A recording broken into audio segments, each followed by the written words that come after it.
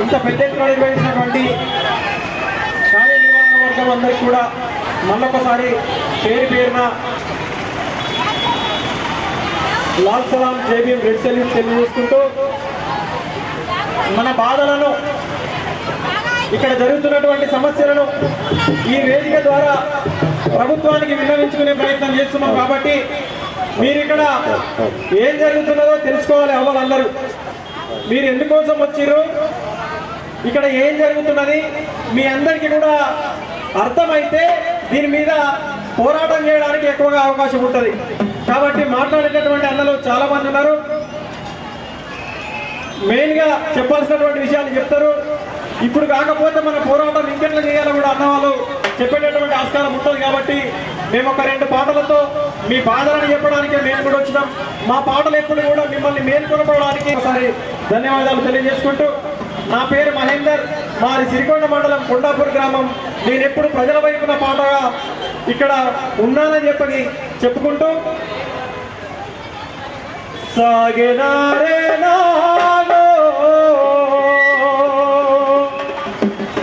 సాగెనారే నాగా సాగెనారే నాగా సాగెనారే నాగా సాగెనారే నాగా సాగెనారే నాగా సాగెనారే నాగా సాగెనారే నాగా సాగెనారే నాగా సాగెనారే నాగా సాగెనారే నాగా సాగెనారే నాగా సాగెనారే నాగా సాగెనారే నాగా సాగెనారే నాగా హరే హరే రారో హరే హరే రారో హరే హరే రారో హరే హరే రారో హరే హరే రారో హరే హరే రారో హరే హరే రారో హరే హరే రారో. ఇక్కడ మహిళలకు స్ఫూర్తినిచ్చేటటువంటి తల్లులు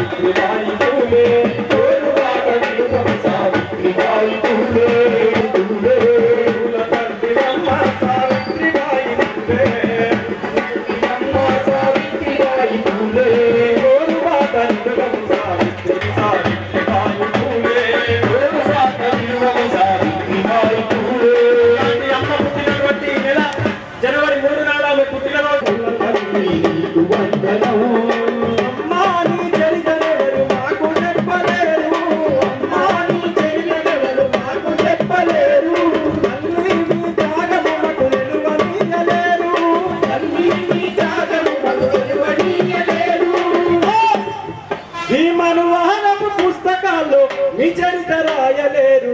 సావిత్రిబాయి సావిత్రిబాయి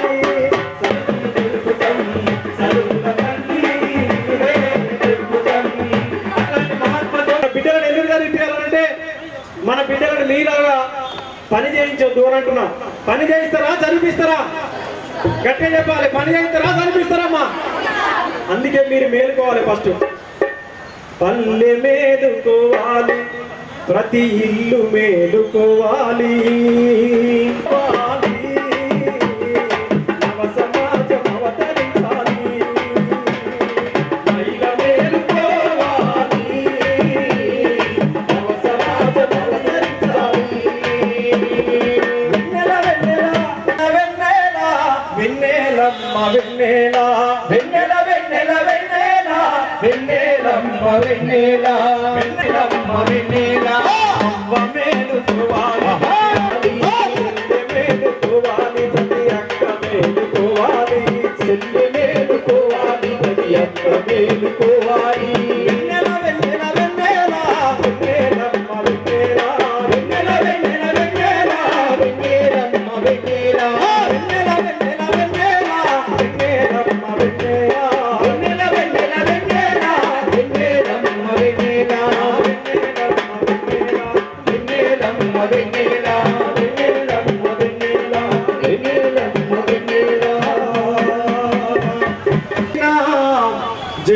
కూడగట్టిన కరపత్రలు పంచిన పోస్టర్లు అతికించిన మా లీడర్ వచ్చిందని మైకు పెట్టి మొత్తుకున్న పూజన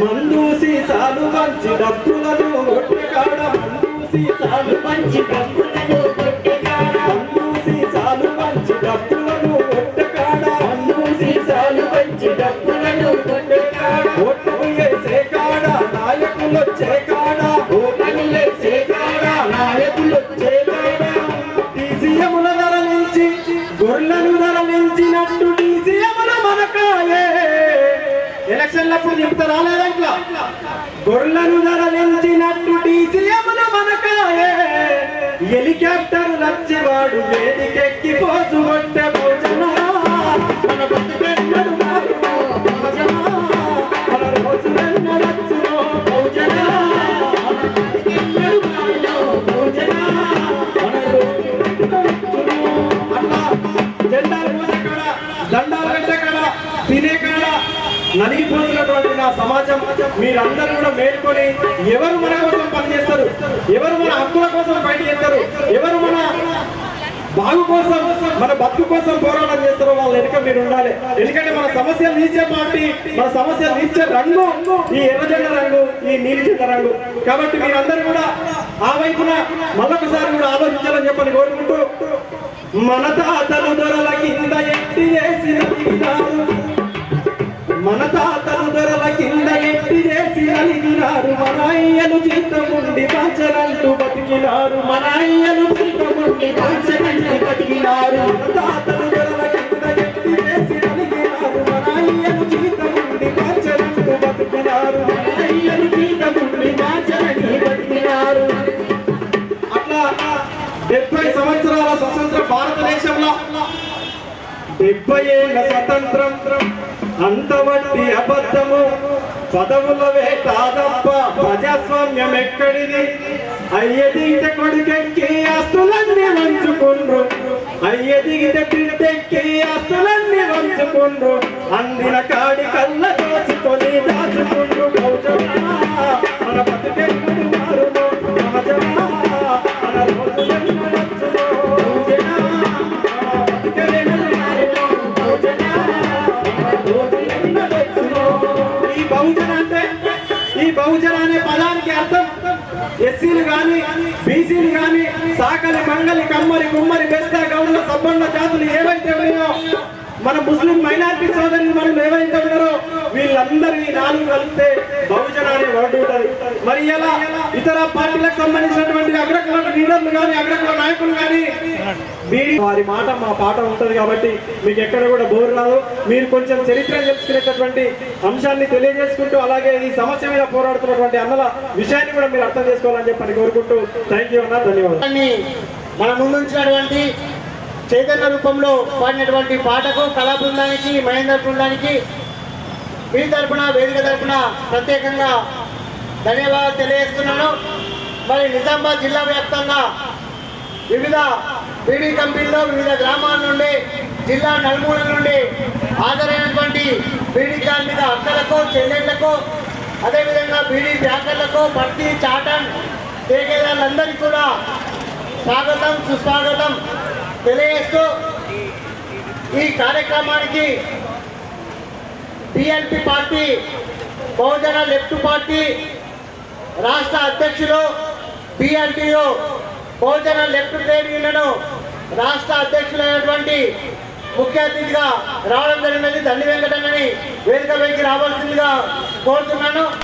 కన్వీనరు సబ్బని లతక్కని కూడా వేదికపైకి రావాలని కోరుతున్నాను. అదేవిధంగా తెలంగాణ బహుజన బీడీ కార్మిక సంఘం సిద్దిపేట జిల్లా అధ్యక్షుడు సిఆర్ అన్నని వేదికపైకి రావాలని కోరుతున్నాను. అదేవిధంగా బహుళజన తెలంగాణ బీడీ వర్కర్స్ నేను నిర్మల్ జిల్లా కరీంనగర్ మోసాలెక్కని కూడా కుర్చీలో 7 వచ్చి కూర్చోవాలా. మీరందరూ కూడా ఒకసారి గట్టిగా నినాదం చేయాలి. బీడీ కార్మికుల ఐక్యత, బీడీ కార్మికుల ఐక్యత.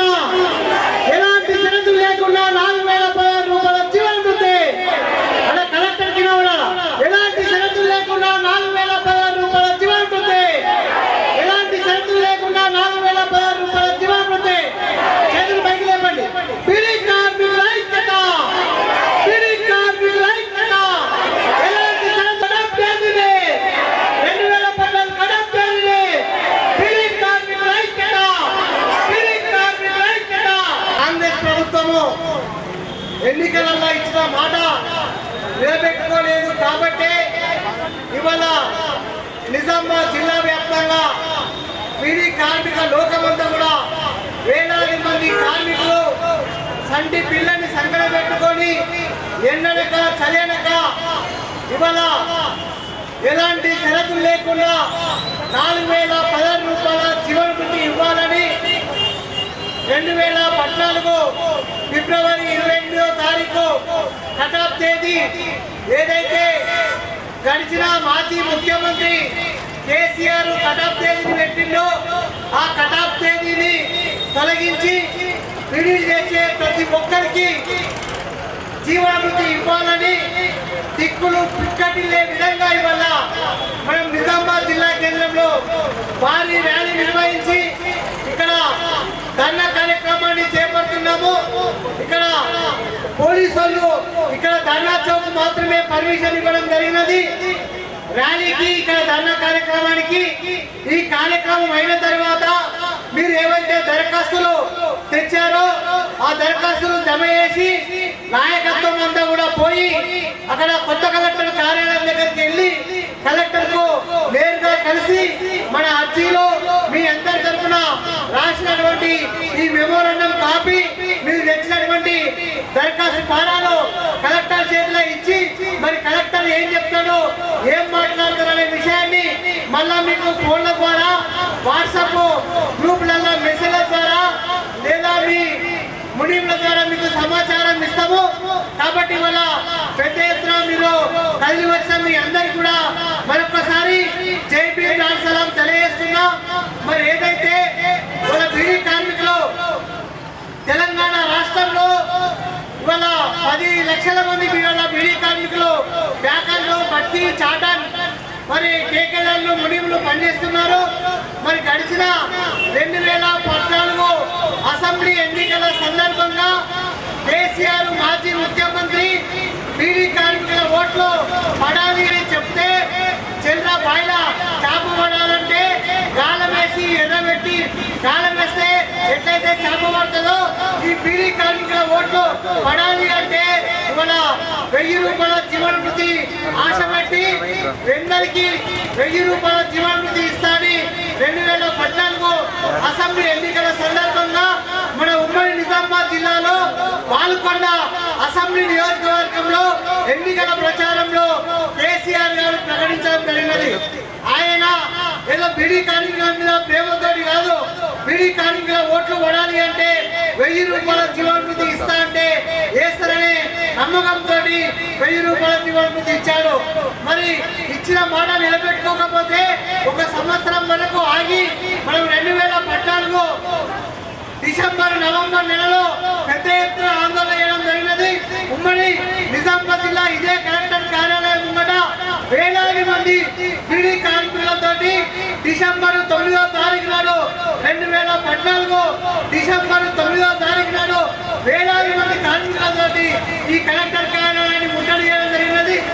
అప్పటికి దిగిరాకపోతే ఇక్కడ బిడ్డే కవిత మరి ఎంపీ కవిత ఇంటికాడ ముట్టడి చేయడం జరిగినది. ఎమ్మెల్యేల ఇళ్ల ముందు ముట్టడి చేయడం జరిగినది. మరి పోచారం శ్రీనివాస్ రెడ్డి హైదరాబాద్ పోతుండగా నగర్ లో 2 గంటల సేపు అడ్డుకొని ఎలా నిలబెట్టిన తర్వాత మేము కేసీఆర్ తోటి మెప్పించి ఒప్పించి 1000 రూపాయల జీవన వృత్తి వచ్చే విధంగా చూస్తామని చెప్పిన తరువాత 1000 రూపాయల జీవన వృత్తి అనేది 2015 మార్చి 1వ తారీఖు నాడు ప్రారంభమైంది.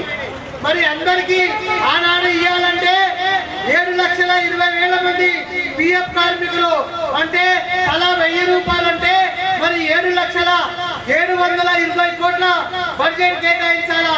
720 కోట్ల బడ్జెట్ కేటాయించకుండా 300 కోట్లు కేటాయించి చాట్లతో వచ్చి కొట్లాడ పెట్టిండు.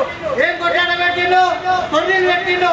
అత్తకిస్తే కోడలికియా, కోడలికిస్తే అత్తకియా, కోడలికిస్తే అత్తకియా, అత్తకిస్తే కోడలికియా, ఒక ఇంట్లో ఒకటే పింఛన్ ఇస్తాడని కొర్రీలు పెట్టిండు. అయ్యా కేసీఆర్ గారు, మరి నీ ఇంట్లో 5 ఉద్యోగాలు ఉన్నాయి, నువ్వు ముఖ్యమంత్రి, నీ కొడుకు కేటీఆర్ మంత్రి, అల్లుడు హరీష్ రావు మంత్రి, నీ బిడ్డ ఎంపీ, మరి ఇంకో ఆయన సంతోష్ కుమార్ రాజ్యసభ సభ్యుడు. నెల వచ్చిందంటే మరి ఒక్కరికి 2,50,000 జీతం అంటే 12,50,000 జీతం నువ్వు తీసుకుంటే మరి మా బీడీ కార్మికులు ఏం పాపం చేసిరో మరి ఒక ఇంట్లో ఒకటే ఎట్లా ఇస్తామని మళ్ళా కొట్లాడితే ఒక 100 కోట్లు రిలీజ్ చేసిండు. 100 కోట్లు రిలీజ్ చేసి ఏం చేసిండు? 2014 ఫిబ్రవరి 28వ తారీఖు కటాఫ్ డేట్ పెట్టిండు. ఆ 2014 ఫిబ్రవరి 28వ తారీఖు కటాఫ్ డేట్ మెల్లగా 2018 వరకు జరుపుకొచ్చిండు. మళ్ళా 2018లో మళ్ళా అసెంబ్లీ ఎన్నికలు వచ్చినాయి. అప్పుడు మళ్ళా బీడీ కార్మికులు గుర్తుకొచ్చారు. మళ్ళా వీళ్ళకు మరి నేను మళ్ళా ఏదైనా హామీ ఇవ్వకపోతే ఓట్లు పడాయి. ఎందుకోసం అంటే తెలంగాణలో 10 లక్షల మంది, 10 లక్షలు ఇంట్లో 2 ఓట్లు, 30 లక్షల ఓట్లు అంటే 30 మంది ఎమ్మెల్యేలు గెలవాలన్నా ఓడాలన్నా బీడీ కార్మికుల ఓట్లే కీలకం. కాబట్టి మళ్ళా ఏమన్నాడు? నేను ఇప్పుడు 2,016 రూపాయలు ఇస్తా, ఇప్పుడు 2014 కటాఫ్ డేట్ తొలగిస్తా అని ఆనాడు కేసీఆర్ మరి హామీ ఇచ్చిండు. ఇస్తే మళ్ళా రెండవసారి కూడా కేసీఆర్ ముఖ్యమంత్రి చేసినాం. మళ్ళా రెండవసారి ముఖ్యమంత్రి చేస్తే మరి 2018 నుంచి 23 వరకు కూడా బీడీ కార్మికులకు ఇచ్చిన మాట ఎక్కడ కూడా నిలబెట్టుకోలేడు. ఏం చేసిండు? మళ్ళా 2023 ఓట్లు వస్తున్నాయి కాబట్టి మరి అందరికి ఇవ్వడం అంటే సాధ్యం కాదు అనే ఉద్దేశంతో కొంతమంది బీడీ టేకదారులకు 2023 జూన్ జూలైలో కొంతమంది టేకదారులకు జీవన వృత్తి ఇచ్చిండు. అంటే ఎంతమందికి అంటే ఆ టేకదారి కింద 50 మందో 100 మందో బీడీ కార్మికులు ఉంటారు. టేకదారుకు జీవన వృత్తి ఇచ్చేస్తే వీరు ఖచ్చితంగా 50 మంది ఓట్లు మాకు పడతాయనే నమ్మకంతో మరి టేకదారులకు జీవన వృత్తి ఇచ్చిండు. అది కూడా అందరికి ఇవ్వలేడు. మరి ఏం చేసిండు? తిరిగి 2023 అసెంబ్లీ ఎన్నికలు ప్రారంభమైనవి. 2023 సెప్టెంబర్ 11వ తారీఖు నాడు మనము వేలాది మంది కార్మికులతో మన తెలంగాణ ఓలజన బీడీ కార్మిక సంఘం ఆధ్వర్యంలో చలో హైదరాబాద్ ఇందిరా పార్క్ దగ్గర పెద్ద ఎత్తున మహాధర్నా పెట్టాం. ఆ ధర్నాలో అన్ని పార్టీలని అన్ని యూనియన్ నాయకులను పిలిచినాము. ఇప్పుడు ముఖ్యమంత్రి అయినటువంటి రేవంత్ రెడ్డిని కూడా ఆనాడు మన ఇందిరా పార్క్ లో జరిగే మరి ధర్నా కార్యక్రమాన్ని పిలిచినాం. ఆనాడు సోనియా గాంధీ, రాహుల్ గాంధీ రావడం మూలంగా మన మీటింగ్ లో మరి రేవంత్ రెడ్డి గారు రాలేరు. మరి రేవంత్ రెడ్డి గారు కూడా మరి గడిచిన 23 నవంబర్ ఎన్నికలలో ఏం చెప్పిండు? కేసీఆర్ మాటలు చూటా మాటలు. కేసీఆర్ అంతా కూడా ఇవాళ ఇచ్చిన మాట అమలు చేయలేడు. మా కాంగ్రెస్ పార్టీకి అధికారం మీరు అప్పచెప్తే నాయుడు ముఖ్యమంత్రి అయితే మీ అందరికీ 4,016 రూపాయల జీవన వృత్తి ఇస్తా అని 2023 అసెంబ్లీ ఎన్నికల సందర్భంగా రేవంత్ రెడ్డి గారు మరి ఎన్నికల సందర్భంగా ఓట్లు వేసుకొని పోయిండు. ఇంకేం చెప్పిండు? ఆడవాళ్ళు ఎవరైతే ఉన్నారో, మహిళలు ఇళ్లలో వంటలు చేసే వాళ్ళు ఎవరైతే ఉన్నారో వాళ్లకు మహాలక్ష్మి పేరు మీద 2,500 పెన్షన్ ఇస్తా అని చెప్పిండు. అవునా కాదా? 2,500 పెన్షన్ ఇస్తాడు. మరి ఆ మహాలక్ష్మి అన్నమైంది, ఈ జీవన వృత్తి ఎక్కడనే పోయింది. అయ్యా రేవంత్ రెడ్డి గారు, అయ్యా అసెంబ్లీలో గెలిచినటువంటి ఎమ్మెల్యేలు, ఈ నిజామాబాద్ లో గెలిచినటువంటి బీజేపీ ఎమ్మెల్యే, ఆర్మూర్లో గెలిచిన BJP MLA, Nizamabad MP Arvind గాని వాళ్ళ తెలంగాణ రాష్ట్రంలో ఎంపీలు ఎమ్మెల్యేలు మా ఓట్లతోనే గెలిచారు. అంటే ఓడెక్కడాక ఓడమల్లన్న, ఓడెక్కిన తర్వాత ఓడిమల్లన్న చందంగా ఏ ఎమ్మెల్యే గాని ఏ ఎంపీ గాని ఇచ్చిన వాగ్దానము బీడీ కార్మికులకు అమలు చేయాలా అని సోయి ఎక్కడ పోయింది అని ఈ సందర్భంగా అడుగుతున్నా.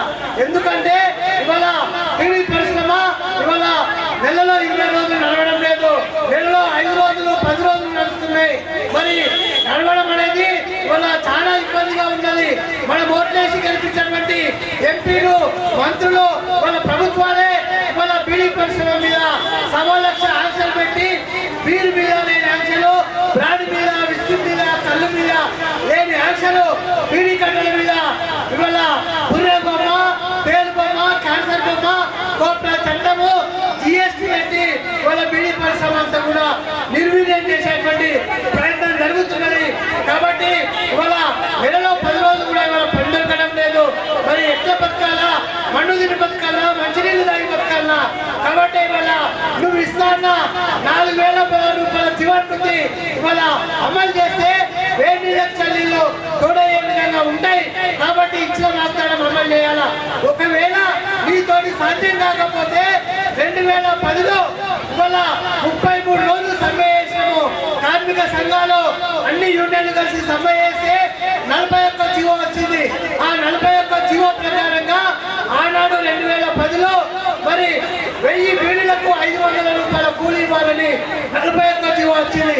అప్పుడు మన రాష్ట్ర ఉమ్మడి ఆంధ్రప్రదేశ్ ముఖ్యమంత్రి కిరణ్ కుమార్ రెడ్డి, మరి కార్మిక మంత్రి దానం నాగేందర్ గారు ఉన్నప్పుడు 41 జీవో వచ్చింది. ఆ 41 జీవోలో 500 కూలీ ఇవ్వాలా, ప్రతి 6 నెలలకు డిఏ కరువు భత్యము పెంచిన కరువు భత్యము పాయింట్కు 10 పైసలు కాకుండా 21 పైసలు పెంచాలా. మరి ఏప్రిల్ పెంచాలా, అక్టోబర్ పెంచాలా? అంటే ఇవాళ 15 ఏళ్ళ బిల్లకు 800 రూపాయల కూలి పెంచు. అట్లా 10 షేర్లు చేస్తే 8,000 కూలి వస్తుంది, 20 షేర్లు చేస్తే 16,000 కూలి వస్తుంది. నీ బోడీ 2,000 3,000 పిచ్చ వేసే మొత్తం మాకు అవసరం లేదు. 41 జీవో అమలు చేస్తావా, లేకపోతే 4,000 రూపాయలు తక్షణమే ఇస్తావా? మరి ఇప్పటికే మన తెలంగాణ బహుళజన బీడీ కార్మిక సంఘం ఆధ్వర్యంలో మొన్న కామారెడ్డిలో, నిన్న నిర్మల్లో, ఇవాళ నిజామాబాద్ లో, ఇంకా వారం రోజులల్లా సిరిసిల్ల, సిద్దిపేట, మెదక్లో పెద్ద ఎత్తున ఆందోళన చేస్తున్నాం. ఈ ఆందోళనకు దిగేసరికి రేవంత్ రెడ్డి సర్కారు బేసరిగా 4,016 రూపాయలు ఇవ్వాలా, లేకపోతే హైదరాబాద్ అసెంబ్లీ దగ్గరికైనా, ఇక్కడ ఉండే ఎమ్మెల్యేల ఇళ్ల దగ్గరికైనా, ఇక్కడ రానున్న 2 నెలల్లో ఓట్లు రాబోతున్నాయి. ఆ ఓట్లల్లో టిఆర్ఎస్, బిఆర్ఎస్, కేసీఆర్ కు ఏ గదినే పట్టిందో మీ ప్రభుత్వానికి గది పట్టగా తప్పదని ఈ సందర్భంగా తెలియజేస్తూ మరి మన నాయకులు మాట్లాడేది. మరి మీరందరూ కూడా సైలెంట్ గా వినాలా. మనకి ఇక్కడ 3 గంటల వరకు పర్మిషన్ ఉన్నది. 3 గంటల లోపు మనం మీటింగ్ పూర్తి చేసుకొని కలెక్టర్ దగ్గరికి పోవడం అనేది ఉంటుంది. కాబట్టి మీరందరూ కూడా ఈ కార్యక్రమంలో పాల్గొనాలని తెలియజేస్తూ మరొకసారి మహేందర్ బృందం ఒక పాట పాడాల్సిందిగా కోరుతున్నాం. ఈరోజు ఈ మీటింగ్కి వచ్చిన వాళ్ళందరూ కూడా మొన్న జరిగిన సంవత్సరం క్రితం జరిగినటువంటి అసెంబ్లీ పార్లమెంట్ ఎన్నికల్లో బీజేపీ, కాంగ్రెస్కు, బీఆర్ఎస్కి ఓట్లు వేసిన వాళ్ళే. మరి ఈ ఓట్లు వేసినటువంటి వాళ్ళు ముఖ్యంగా ఉత్తర తెలంగాణ జిల్లాల్లో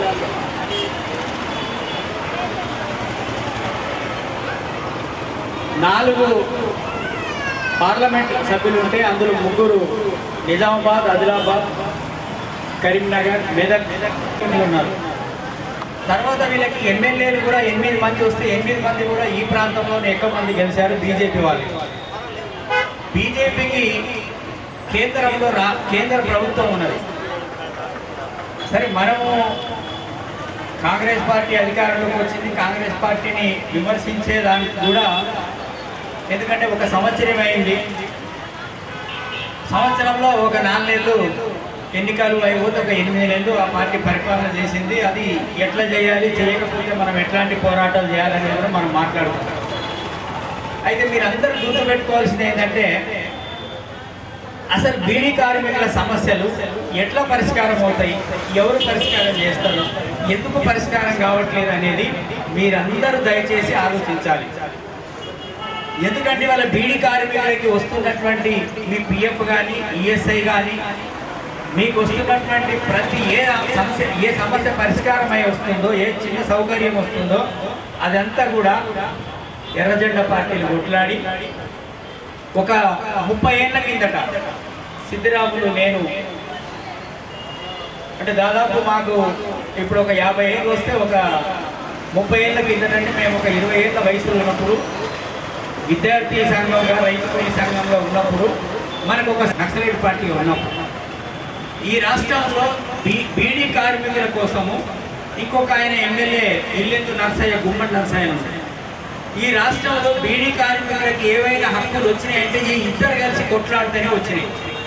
మీరు మొత్తం అసెంబ్లీ రికార్డు ఇవాళ నాకు మీ ఇంట్లో అందరు పిల్లలు, ఆడపిల్లలు, మగపిల్లలు ఉన్నారు. మనం గూగుల్లో ఒక సెర్చ్ చేస్తే ఈ బీడీ కార్మికుల కోసం అసెంబ్లీలో 1994 లేదా 89 నుంచి బీడీ కార్మికుల గురించి మాట్లాడిన ఎమ్మెల్యే ఎవ్వరు అని మీరు సెర్చ్ చేస్తే తెలుగులో, ఇంగ్లీష్లో, హిందీలో, ఉర్దూలో, మరాఠీలో ఏ భాషలో కొట్టినా మనకు ఆ భాషలో మనకి సమాచారం ఇస్తారు.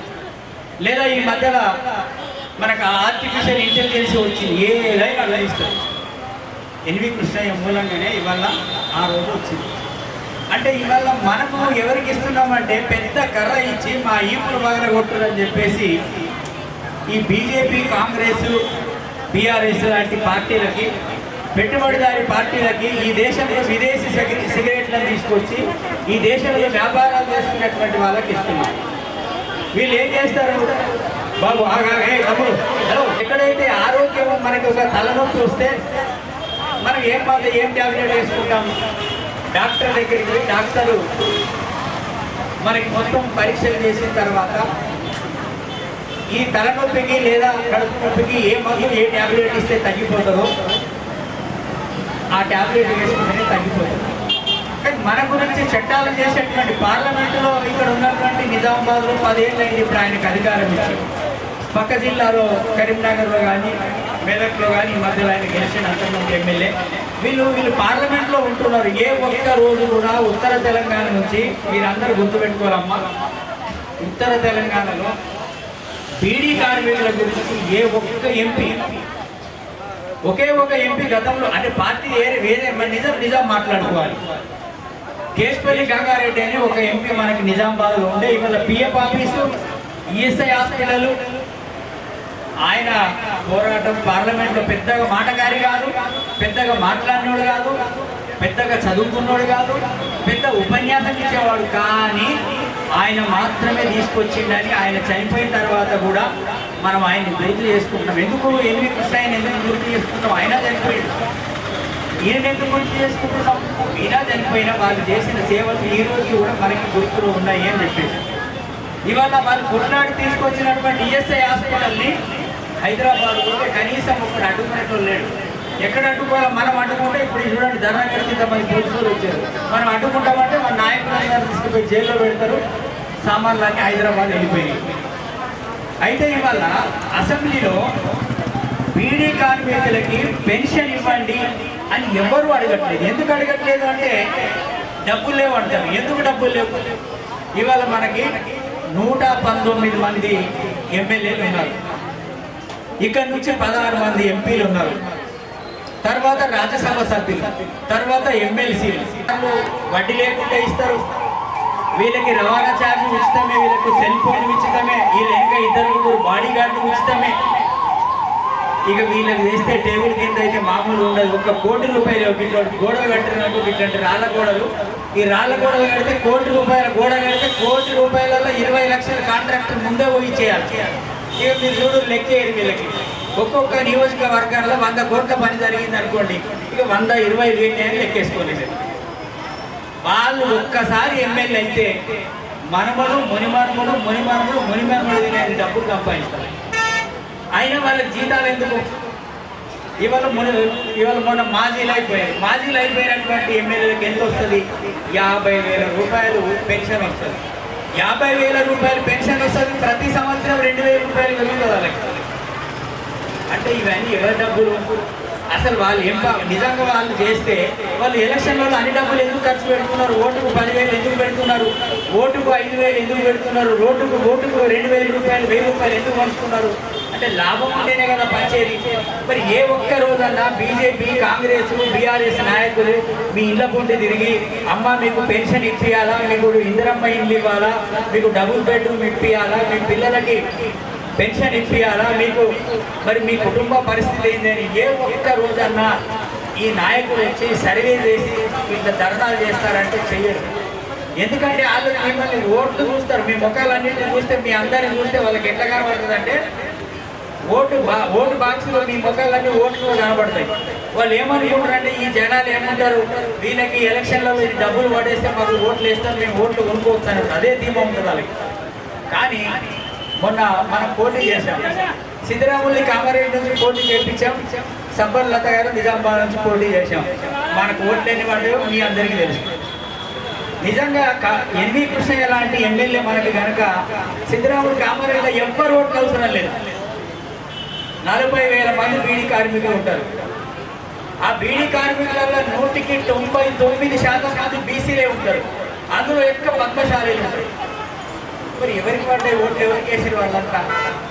ఇవాళ ఈ తెలంగాణ సమాజంలో 100 మంది ఉంటే 100 మందిలా 65 మంది మా బీసీలు ఉంటారు, 20 మంది ఎస్సీలు ఉంటారు.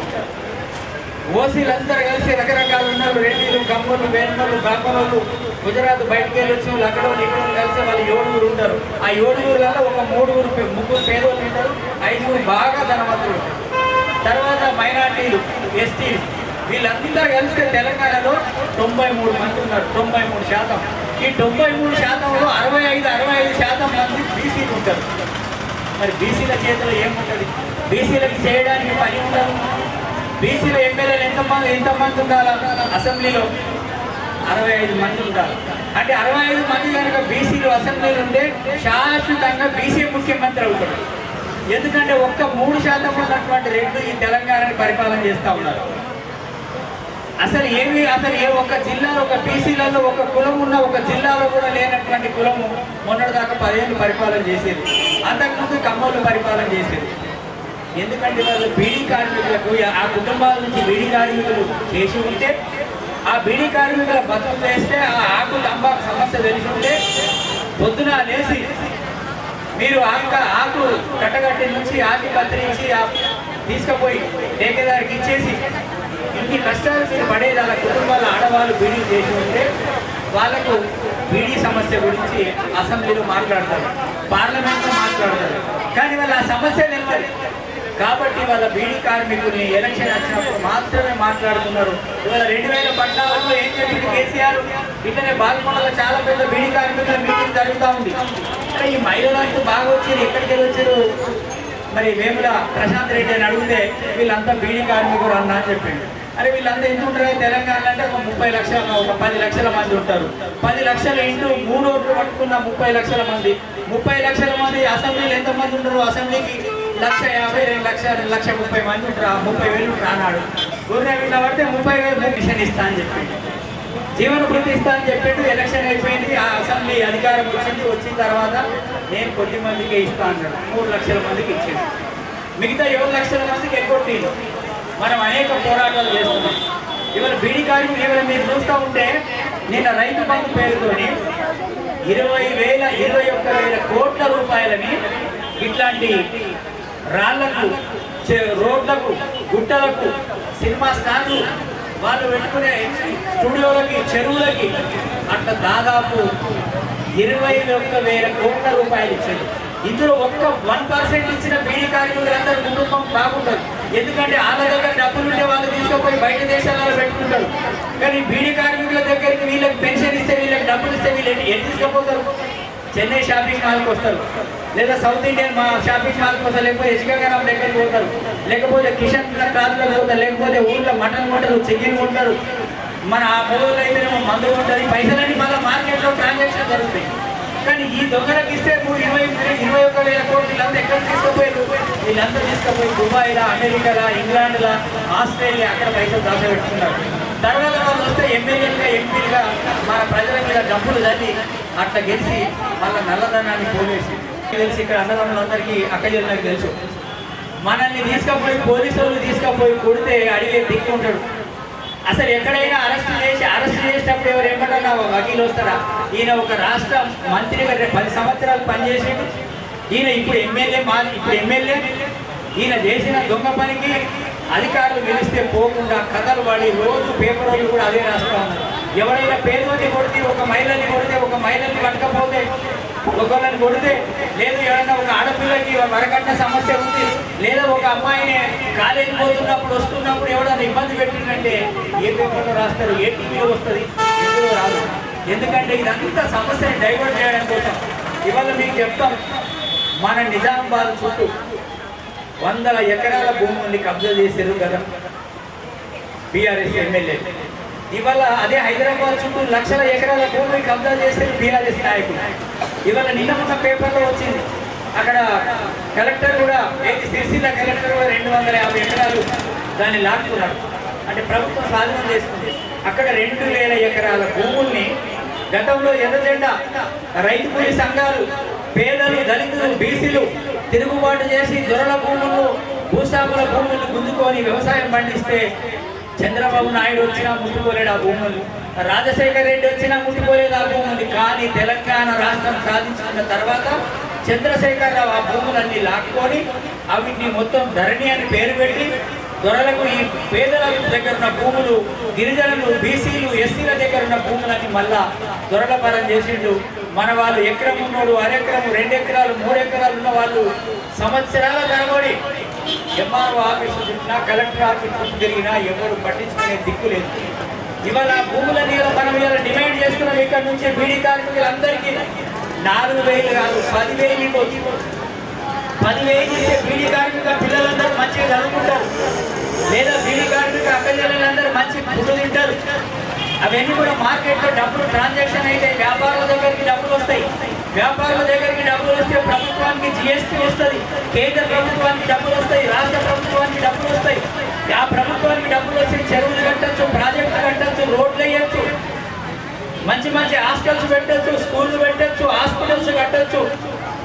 మనకి ఇవాళ ఏ ప్రజలు కూడా బియ్యం అవి అడగట్లేదు. ఇవాళ మీరు ఎవరైనా హాస్పిటల్కి పోతే మామూలు ఏదన్నా హాస్పిటల్కి వాళ్ళ ఆడవాళ్ళు హాస్పిటల్కి వెళ్ళి ఇవాళ ప్రసూతికి వెళ్తే, ఇవాళ డెలివరీ కోసం వెళ్తే కనీసం 1,00,000 2 లక్షల రూపాయలు. ఇవాళ ఏదైనా చిన్న ప్రాబ్లం వస్తే ఇవాళ 2 లక్షలు 5 లక్షలు. ఇవాళ పరిస్థితి ఎట్లా ఉందంటే, వీళ్ళ స్కూళ్ళు మనం అనుకుంటాం మనకి అట్లాంటి పరిస్థితి చేశారు. ప్రభుత్వ స్కూళ్ళలో వెళ్తే అక్కడ బెంచ్ ఉండదు, అక్కడ ఆడపిల్లలకి మంచి నీళ్ళు ఉండవు, ఆడపిల్లలకి సరైనటువంటి అక్కడ బాత్రూమ్స్ ఉండవు. మనం ఏం చేస్తాం, మన పిల్లల్ని మనం ఎంతో కష్టపడి డబ్బులు సంపాదించి తల్లి తండ్రి ఇద్దరు కష్టపడి ఆ పిల్లల్ని ఏం చేస్తున్నాం, ప్రైవేట్ స్కూళ్ళలో పంపిస్తున్నాం.